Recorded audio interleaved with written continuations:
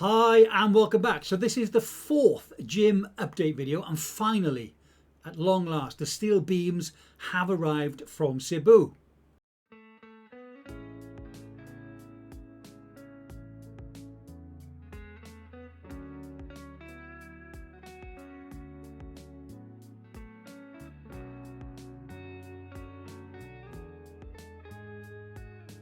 So you can see there that the truck is turned up, but the means by which the I-beams are going to be removed from the truck and put onto the site still hadn't turned up.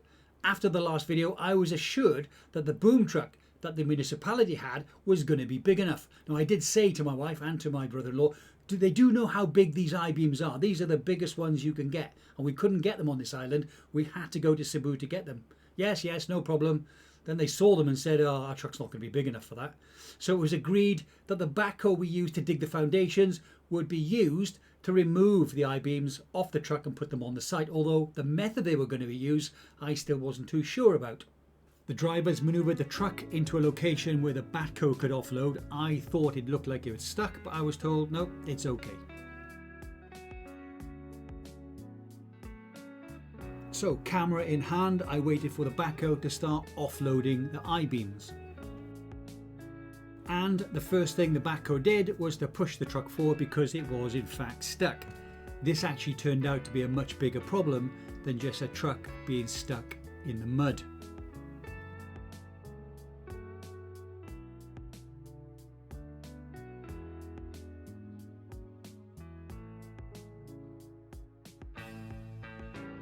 The next thing the backhoe had to do was to flatten all of the earth so the truck could reverse back into a position where the I-beams could finally be offloaded.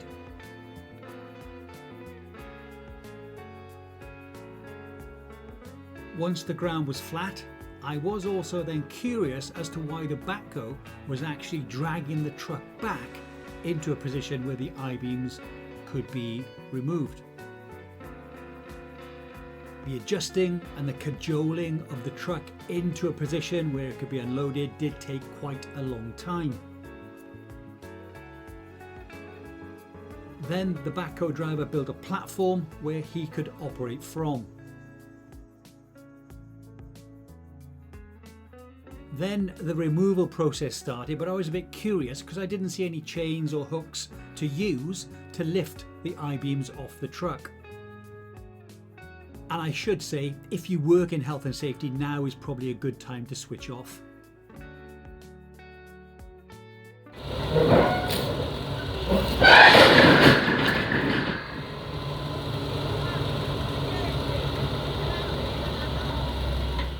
So my question was answered. This is how they're going to get the I-beams off the truck.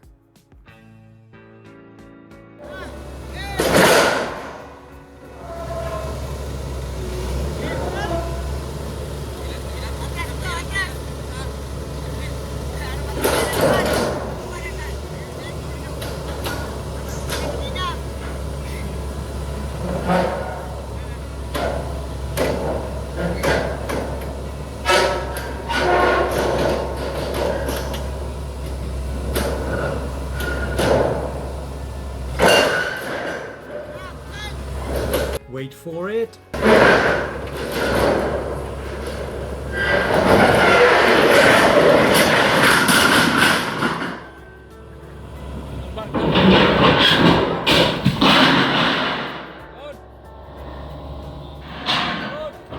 Okay, go.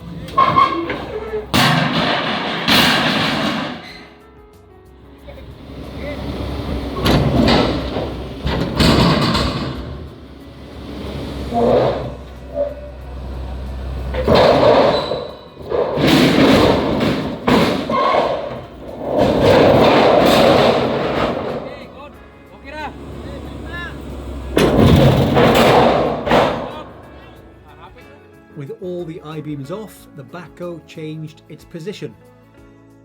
The I-beams had fallen against the truck, wedged against the wheels, and the truck could not pull away.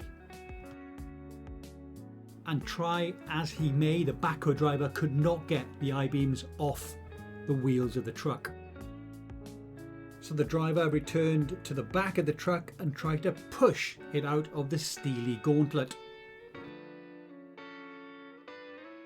That didn't work, so it was back to trying to move the I-beams off the truck.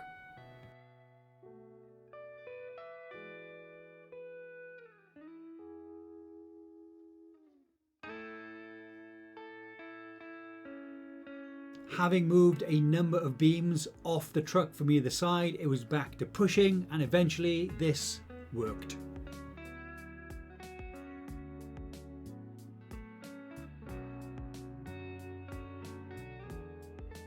Then time for some housekeeping, moving the I-beams into the best position for the boom truck to get to later, and moving some earth around because we paid for the backhoe for 4 hours.